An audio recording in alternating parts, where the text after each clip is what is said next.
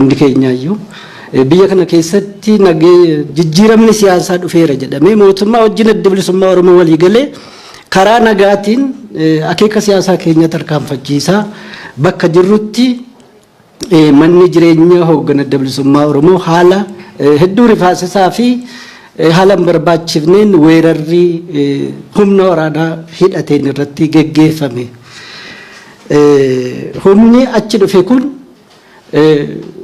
uffannaa poolisii Finfinnee Addis Ababa poolis jedhamu haa uffatan malee boodarra akka hubanneetti federaal poolisii keessaa Oromiyaa poolisii keessaa akka keessa jiran hubanneerra. Akkaataan wanni mudate sun humni poolisii biyya tokkoo sakatta'aadhaafis haa ta'u waan fedheef nama tokko to'annoo jala oolchuufis haa ta'u akka poolisiin itti deemu osoo hin taane akka humna waraanaa guddaa hidhatee dahannoo waraanaa cimaa tokko cabsuudhaaf deemuutitti dhufame jechaadha. Gaafa sana ganama sa'aatii 12 akka biyya kanaa dura dhufamee hulaan akka malee nutti rukutame hulaa irraa banne yeroo irraa bannetti weerarumatu geggeeffame jechuun danda'ama jechaadha. Yeroo dhufan kana eessarraa dhuftan ajaja mana murtii qabdummaan qabdan jedhanii gaafachuudhaaf haalli itti danda'amu hin jiru. Rasaasa dhukaasanii lafa nagaatti qawwee mataatti nu qabanii sansalata sibiilaatiin hunda keenya walitti hidhanii lafarra garaadhaan nu ciibsanii haala hin barbaachifne haala fokkataatu ture jechaadha. Walumaa gala tartiiba seeraa kana eeggate qaamni mootummaa tokko akkaataatti soso'u magaalaa guddittii biyya tokko keessatti dhaaba siyaasaa karaa nagaatiin deemu irratti haala hin gaha jedhameen eegamne tokkotu gaafa sana mudate akka kanatti jechaadha. Kun hundi yeroo ta'u nuti akkuma isiniin jedhe balleessaa tokkollee hin qabnu. Hojii keenya karaa nagaa hojjechuudhaan ala uummata keenya ijaaruudhaan ala ummata keenya filannoodhaaf qopheessuudhaan ala wanni nuti balleessine tokkollee yakki nuti ofitti beeknu tokkollee hin jiru. Mana sana dhufaniitis waan hundumaa sakatta'anii wanni isaan argatan wanni seeraan alaa tokkollee akka hin turin isinii mirkaneessuu barbaannaa jechaadha. Sana booda erga akka kanatti dhufanii nu daddarbanii sansalataa walitti nu hidhanii dirreerra nu ciciibsanii walitti nu qabanii mana keenya hunda sakatta'anii booda uffata keenyarraa kan hafe waan hundumaa waan nuti qabnu kompiitaroota moobaayil foonii keenya kaameeraa dookumentii nuti qabnu stooreejii waan itti daataa qabatan maallaqa mana sana keessa ture waan argatan hundumaa uffata keenyarraa kan hafe fudhataniitu deeman jechaadha. Fudhatanii kana booda bakka lamatti nu baasanii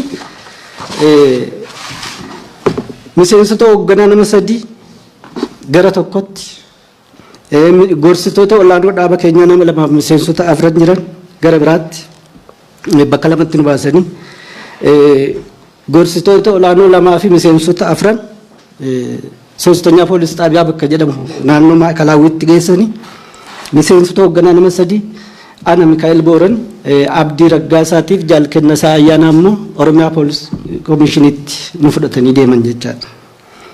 Nu fudhatanii deemanii achi booda galgala akka kanaan erga oollee booda himannaa tokko malee kana balleessitan osoo hin jenne meeshaa nurraa guuran hunda hambisanii Jaal Abdii Raggaasaas hambisanii nu hunda galaanuun jedhan. Akkasittiin meeshaan keenya nurraa hafee Jaal Abdii Raggaasaa hafee galgala sana warri hafne galle jechaadha.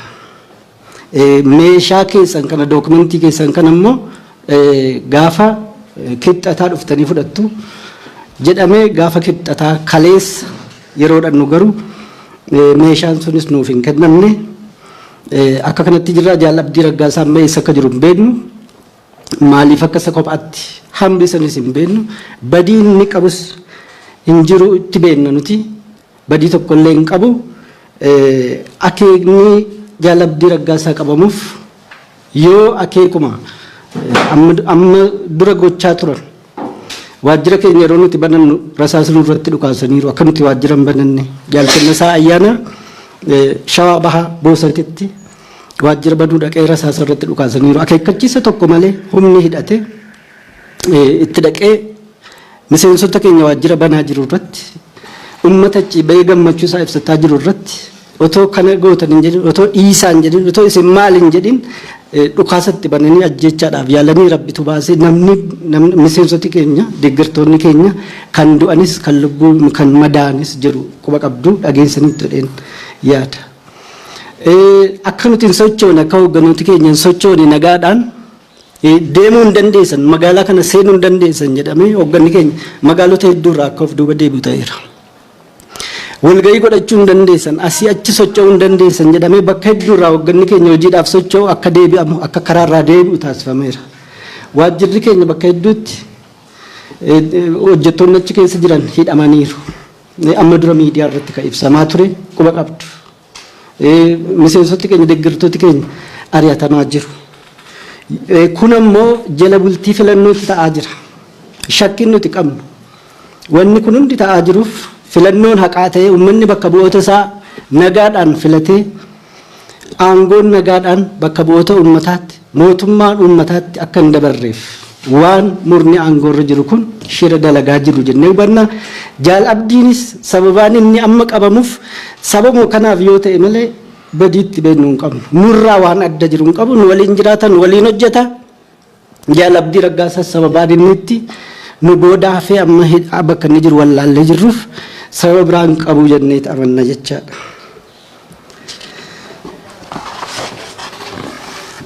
Egaa gocha kanarraa kan nuti arginu biyya kana keessatti jijjiiramni siyaasaa dhufeera jedhame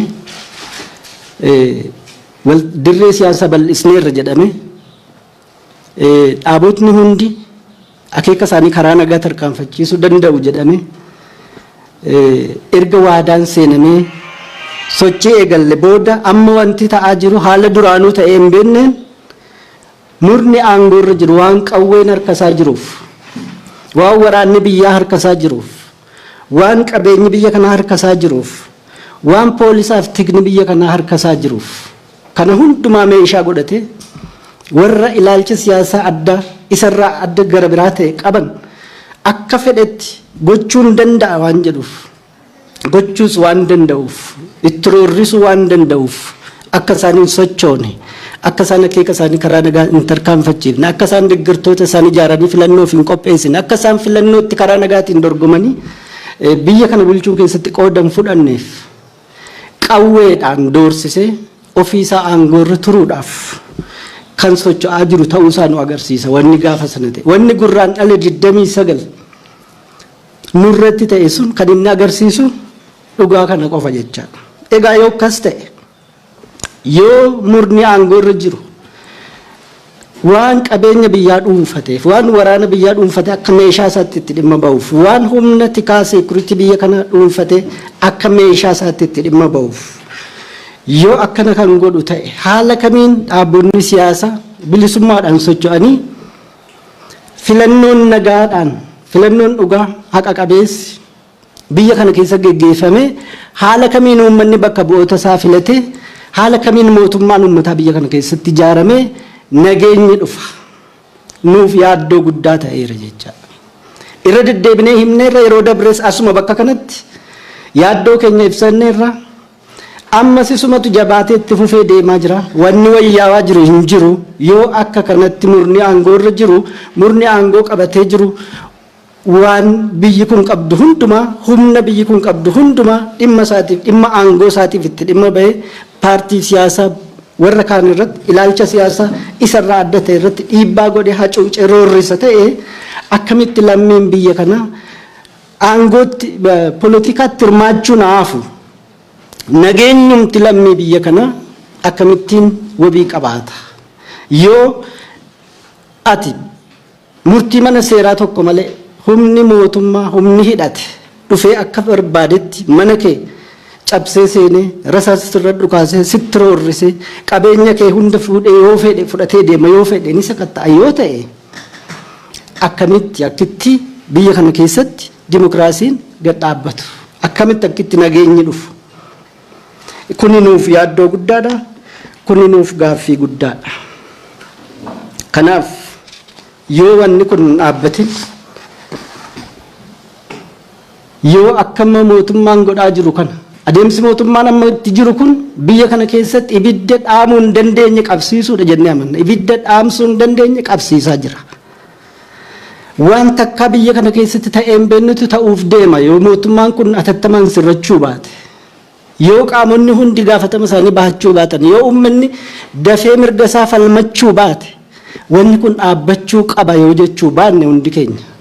Uummanni akka uummataatti paartiileen siyaasaas akka paartiilee siyaasaatti wanni kun dhaabbachuu qaba yoo hin jennu ta'e yoo murna aangoo irra jiru kana waan fedhe yeroo inni akkasitti godhu itti dhiifna yoo ta'e biyya kana keessatti ibiddi dhaamuu hin dandeenye qabachuuf deema. Wanti takka biyya kana keessatti ta'ee hin beekne ta'uu danda'a jennee yaaddoo qabna, sodaa qabna. Kanaaf mootummaa waan kanarraa hatattamaan dhaabbachuu qabaa jenna. Hatattamaan dhaabbachuu qabaa.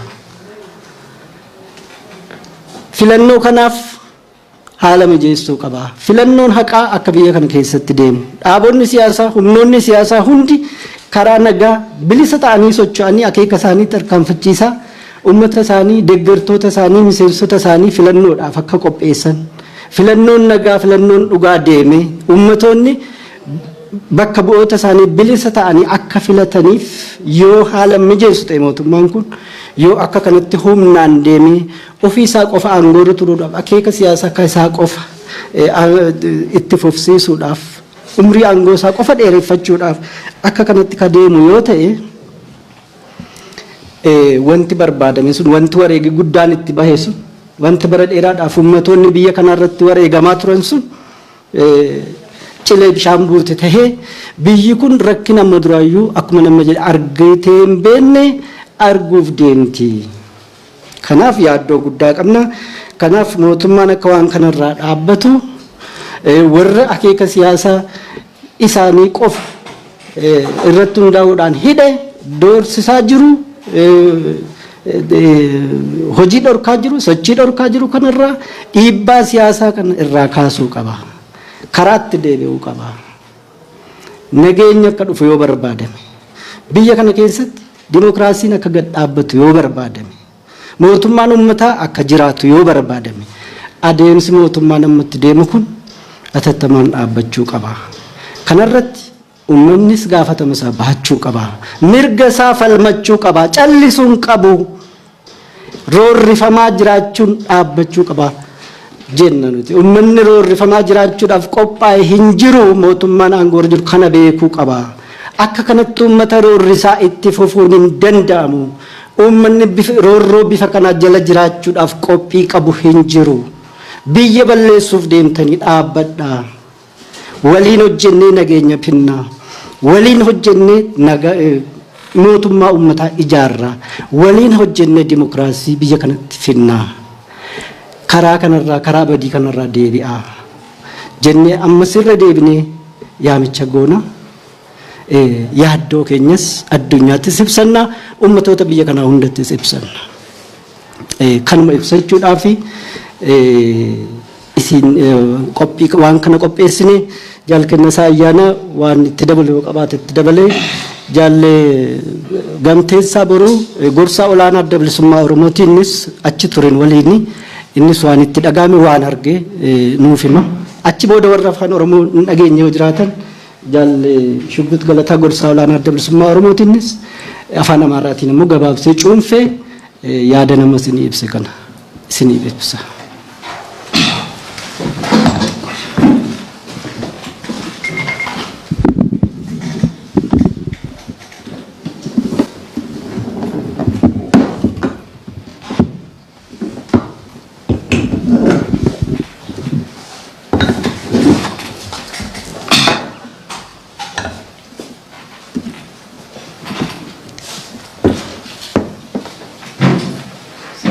Talagaanis duraan dursee bagana kan dhuftanii rakkoo hamtuu rakkoo ulfaatuu nurra ga'ee nurraa dhageessanii uummata keenyaaf akkasumas addunyaadhaan ga'uuf dhufuu keessaniif galatoomaa isiniin jedha.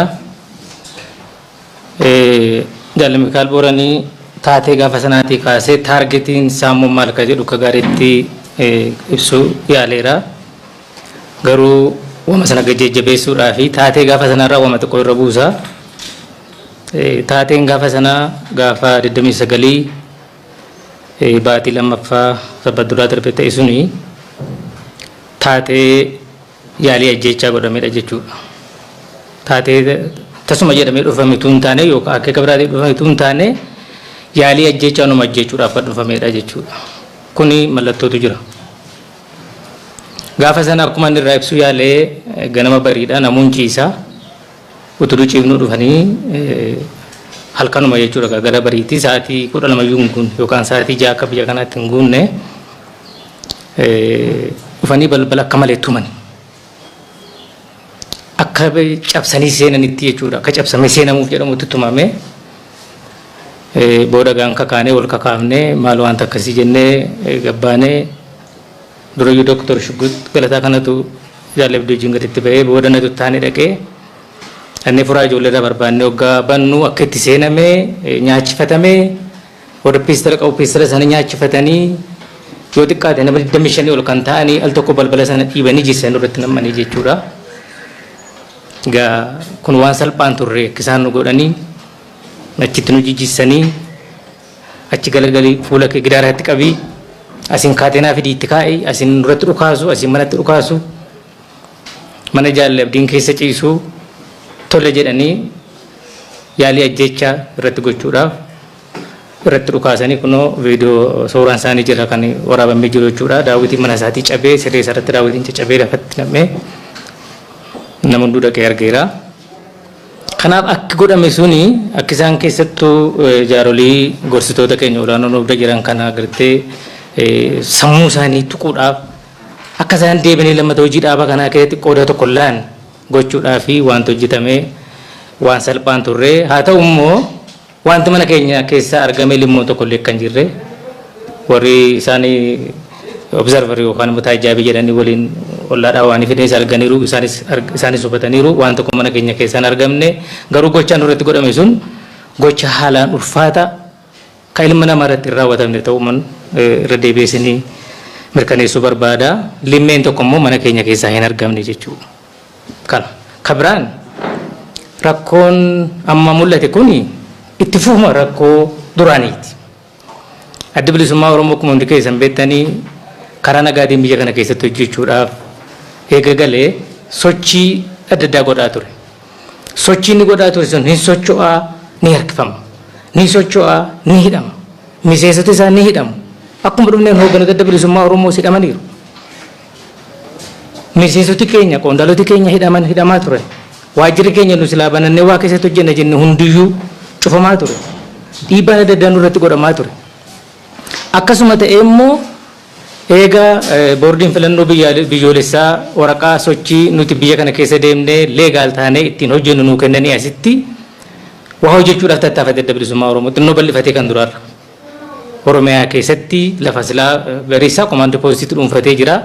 Naannoo komaandii poostiin hin jirre keessatti immoo waa hojjechuudhaaf tattaafannee jechuudha. Uummata keenya dubbisuudhaaf.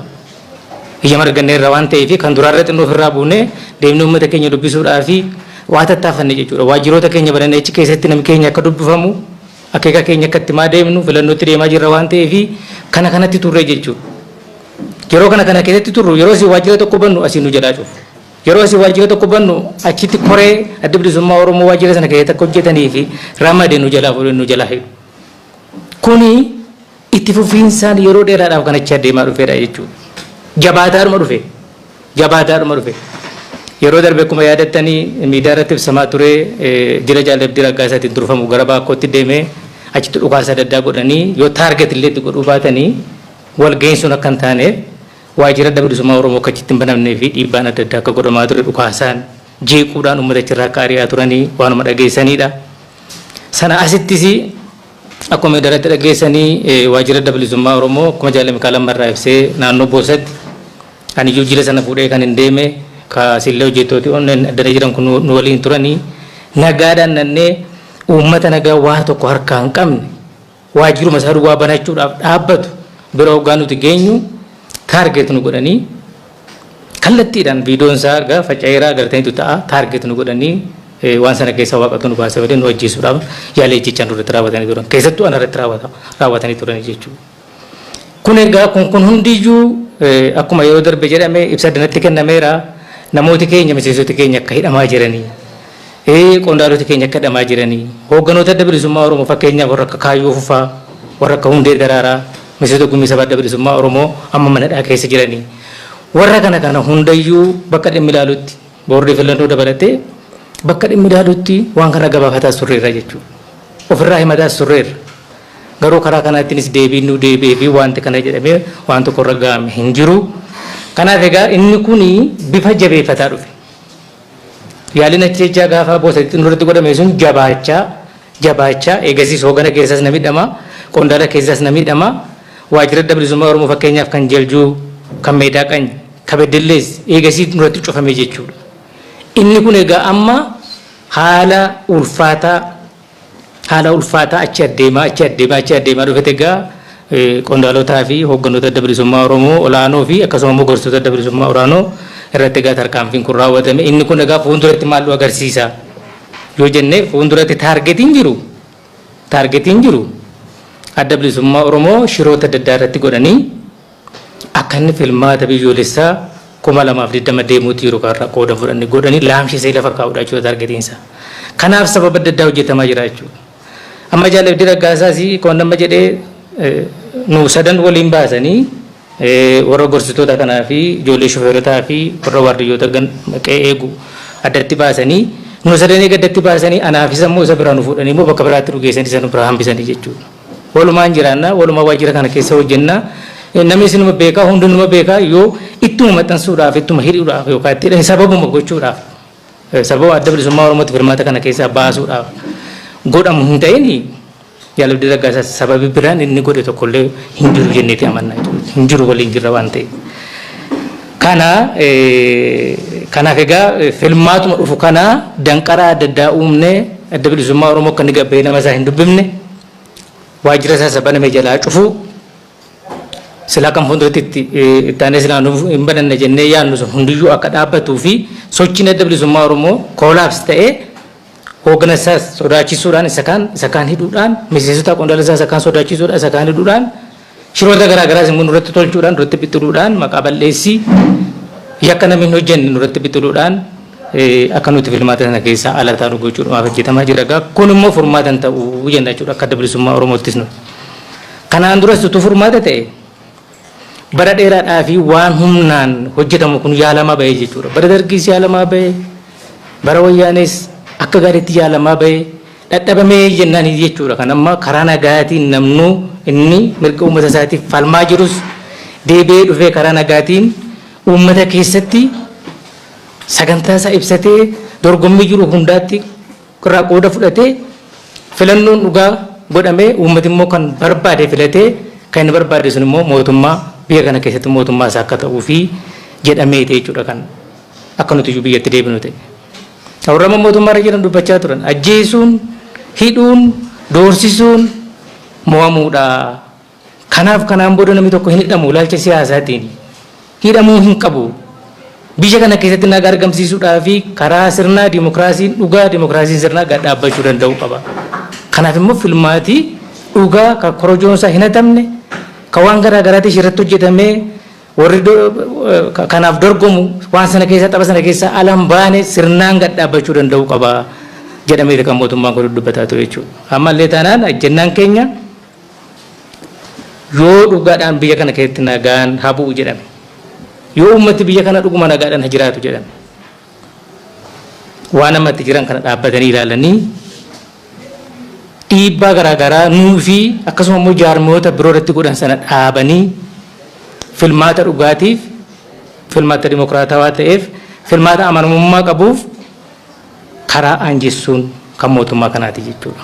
Gaafatama guddaa waan kana irratti kan qabu mootummaa biyya kanaati. Kanaaf mootummaan kun dhaabbatee of ilaaluu danda'u qaba jechuudha. Uummati keenyas immoo mirga isaa falmachuu danda'u qaba jechuudha. Uummati keenya abbaa murtiiti. Murtiin hundaa uummata kana harka jira jechuudha. Kan keenyallee kan warra nu hidhaa jiru kanallee kan warra nu doorsisaa jiru kanallee hundaaf iyyuu gooftaan yookaan abbaan murtii uummata kana uummati kunis ilaalee adda bilisummaa Oromoo dhuguma balleessaa jira. Yoo nu balleessaa jiran nu gaafachuu danda'u qabaachuu. Yoo mootummaan kun immoo waan humna harkaa qabuuf, waan qabeenya biyya harkaa qabuuf, waan hunda harkaa qabuuf nu dhiibaa jira ta'e immoo mootummaa kanas dhaabbadhu jedhee mootummaa kanas gaafachuu danda'u qaba. Kanaaf walumaa galatti egaa kan nurratti raawwatame taargetiin isaa yoo ilaalle inni dhumaa adda bilisummaa Oromoo dhiibanii filmaata kana keessaa baasanii ofiitti bahanii aangoo qabachuudhaa fi kadeemaa jiran fakkaata. Kanarraa dhaabbatanii jalanii nagaan biyya kana keessatti akka bu'uu fi filmaata sirna akka deemuu fi haala anjeessuu danda'u qabu kan jedhutti dabaluu barbaada. Fayyaa ta'a.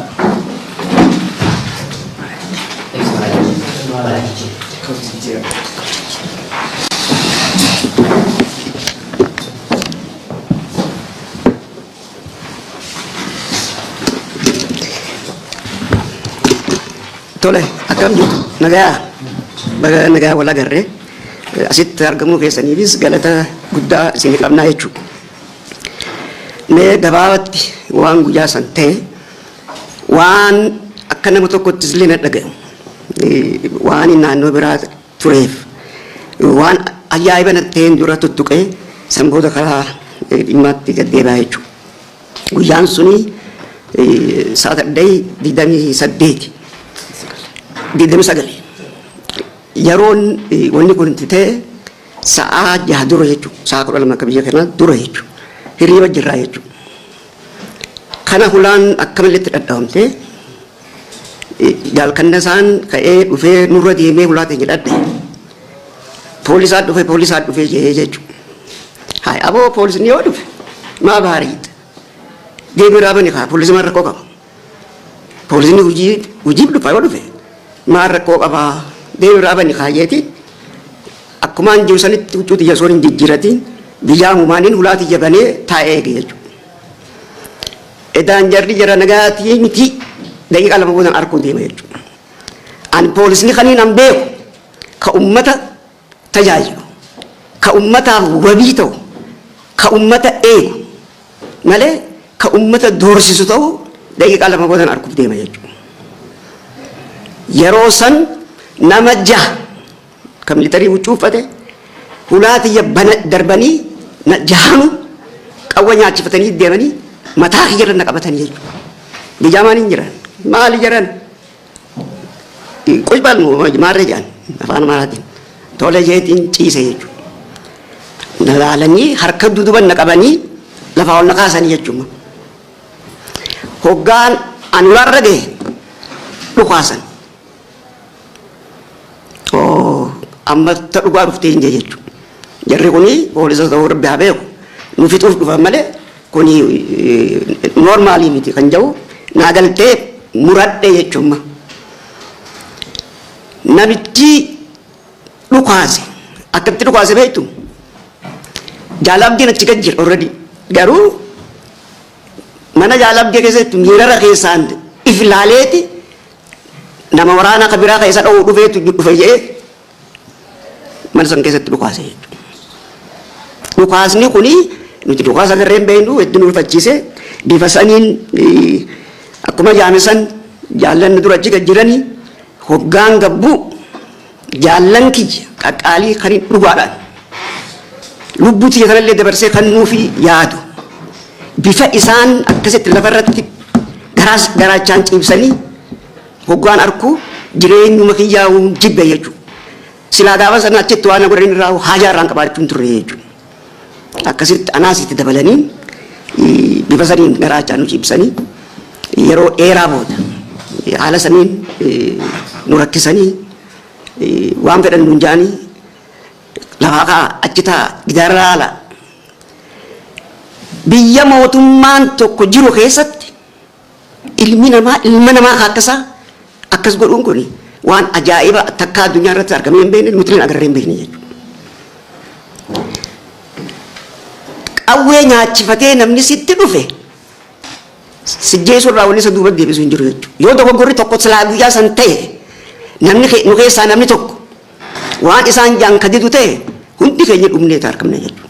Maaliif akkaataa jarri sun itti deemu hoggaa laalle nervous nama gartee lolatti qophaa'ee deemaa jiru malee nama nagaatiin sakatta'ee hidhatti oofaa kan jiru sanitti hin ture jechuudha. Yoo dhugaateetti nuti irra isaan irra tasgabbaa'ee ture jechuudha.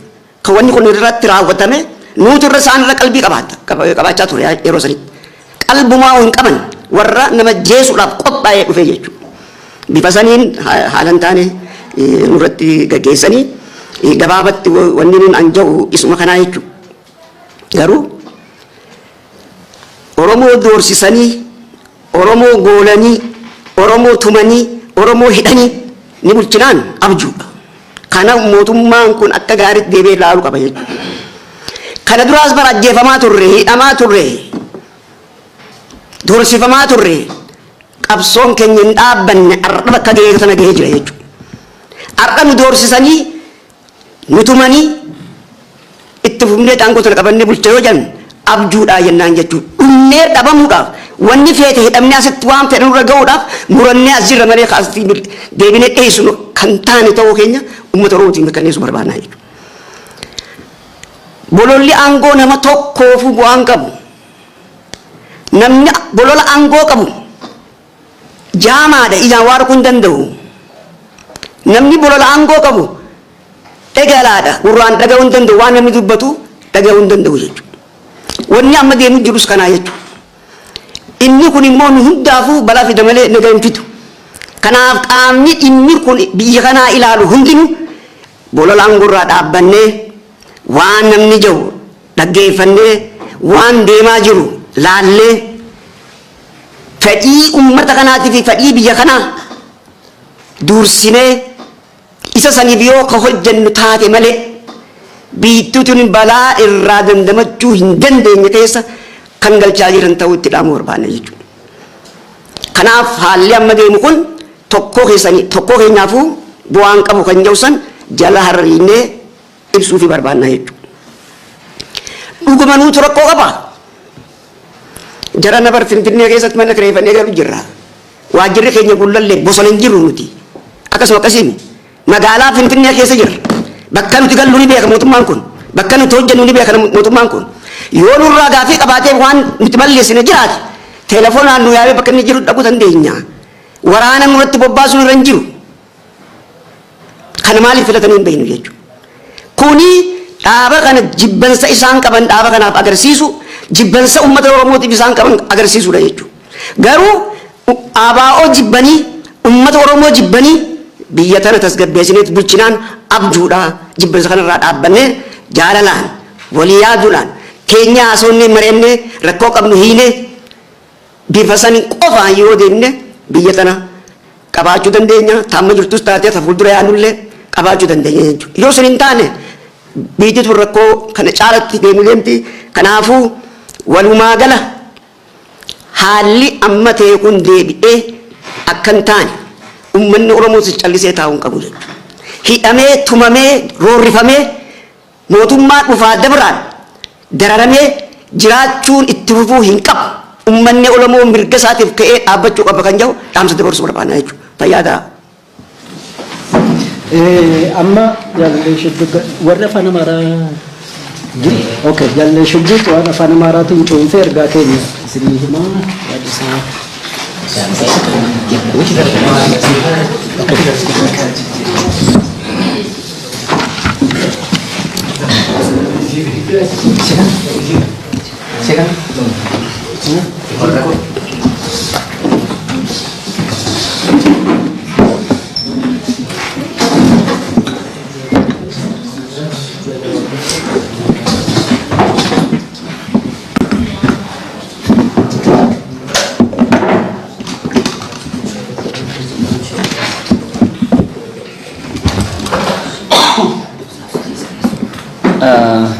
በቅድሚያ ሁላችሁም እዚህ ስለተገኛችሁ በጣም እናመሰግናለን። እኔ አጠር ባለ መልኩ ያለፉት ወንድሞቼ የተናገሩትን እና የራሴን ገጠመኝ ለመጭመቅ እሞክራለሁ። ቆሬ አካባቢ 11 ሰዎች ሆነን አንድ ግቢ ውስጥ እንኖራለን። ሁለት ምግብ የሚያበስሉልን ሁለት ዘበኞች፣ ሁለት ሹፌሮች፣ ሶስት የኦሮሞ ነጻነት ግንባር አመራር አካላት ከዛም ውስጥ ሁለቶቹ የሥራ አስፈጻሚ አንደኛው የማዕከላዊ ኮሚቴ አባል እነሱ ላይ እኛ ሁለት የራስን ልምድና እውቀት ለመለገስ እዛ ያለን አማካሪዎች ነን ማለት ነው። በአጠቃላይ 11 ሆነን የምንኖርበት ግቢ ነበር። ቅዳሜ በግምት ወደ ለ12:20 ጉዳይ አካባቢ ጠዋት ማለት ነው በር እየተንኳኳ አቶ ከነሳ ከውጪ ፖሊስ እየመጣ ነውና ተነሱ የሚል ድምጽ ሰማ። አንደኛ ፍሎር ላይ ነው የምኖረው። ወረድ አልኩና ወደ ግቢው ሲመጣ የበሩ አመታት በጣም ከፍ እያለ መጣ እና ወደ ውጪ ሲወጣ ብቻዬን ነበርኩኝ። መጣው እየከፈትኩላቸው ነው። ፖሊስ መሆናቸውን ሰምቻለሁ። ፖሊስ ነው ሲባል በሩን ለመክፈት ስል ተቆልፎ ስለነበረ መክፈት አልቻልኩም። ተረጋጉ እየከፈትኩ ነው ብዬ አሰማኋቸው ማለት ነው። ከዛ ዘቡ ቁልፉን ሲያመጣልኝ መክፈቻውን ሲያመጣልኝ በዛው መሃል አቶ አብዲ ከኋላ የመጣ አብዲ ረጋሳ አቶ ከነሳ ተከተለው ለአራት በሩን ከፈትን እና የመጀመሪያው በር ከፋች ስለሆንኩኝ ያየሁት በህይወቴ ውስጥ ያልገጠመኝ ነገርና ኤክስፔክትድ ያላደረኩት ነገር ነበር። ምክንያቱም አንደኛው በግንባሬ ላይ ሲያነጣጥር ሁለተኛው በክላሽን ሌላው ሰውነቴ ላይ አነጣጥሯል። ሌሎቹ ሁለት እየሆኑ ከኔ በስተጀርባ ያሉትን ጓዶቼ ላይ ሲያነጣጥሩ ከ20 እስከ 30 ይሆናሉ ብዬ የምገምተው የታጠቀ ኃይል ግቢውን ወረረው። ፍጹም ኤክስፔክት ያላደረኩት ጉዳይ ፖሊስ ነው ሲባል አንደኛ ከስራችን አንፃር እኔ እዚህ ያለሁት የኦሮሞ ነጻነት ግንባር ከተለያዩ የባለ ድርሻ አካላት ከዱሮ ጀምሮ ከመንግስት ከፖለቲካ ፓርቲዎች ከተለያዩ አካላት ጋር ከሚያደርጋቸው ስራዎች ላገናኝና ፋሲሊቴት ላደርግ ዕውቀትን ልምድን ሼር ላደርግ ነው እዚህ ያለሁት። እኔ በተፈለገው ሰዓት የትኛውም ቢሮ ተጠርቼ የሚቀርብ ሰው እና በምንም አይነት መልኩ ከትጥቅ ትግል ጋር የሚገናኝ ሰው አልነበርኩም አይደለሁም። በኔ ላይ ማነጣጥሩ ሾክ ያደረገኝ ጉዳይ። ሁለተኛ በአጠቃላይ ሁላችንም በተፈለግነው ሰዓት የትኛውም የመንግስት አካል ቢሮ የትኛውንም እኛን ሊያነጋግረን ከሚፈልገው አካል ጋር መቅረብ የምንችል ሰዎች ነን። በሰላም ፖሊስ ሊጠይቀን ሊፈትሸን ህግ በሚፈቅድለት መሰረት ሊያደርግ የሚችል ኃይል ነው እና ልክ ምሽግ ሰብሮ እንደምገባ አይነት ቢሄቭ ማድረጉ በጣም ሾክ የሚያደርገኝ ፍጹም በአሁኑ ጊዜ ደግሞ ኤክስፔክት ያላደረኩት ጉዳይ ነበር። የፖለቲካ ማህደሩ ሰፍቶ ዲሞክራሲው በአገር ላይ